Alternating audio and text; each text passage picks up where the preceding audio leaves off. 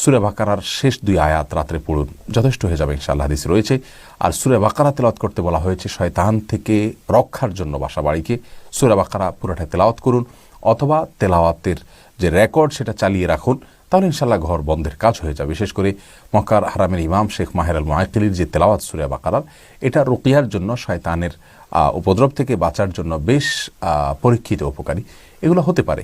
এটি সুন্নাহসম্মত আমল, সূরা বাকারা তেলাওয়াত করা বা তেলাওয়াত চালু করে রাখা বাসা বাড়িতে। এটা ইনশাআল্লাহ বিদিনিল্লাহ আমাদের ঘরকে বন্ধ করবে, ঘরকে শয়তানের উপদ্রব থেকে বাঁচাবে। আমরা সুন্নাহকে জিন্দা করা উচিত, সুন্নাহর চর্চাটা বাড়ানো উচিত।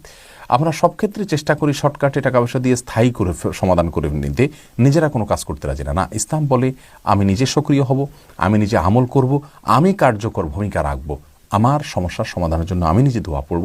সকাল সন্ধ্যার দোয়াগুলো পড়লে আল্লাহ সুবহানাহু ওয়া তাআলা দুষ্ট জিন এবং যত প্রকার ক্ষয়ক্ষতি আছে এগুলো থেকে বাঁচিয়ে রাখেন। বিসমিল্লাহিল্লাযী লা ইয়াদুররু মা ইসমিহি শাইউন ফিল আরদি ওয়া লা ফিস সামা।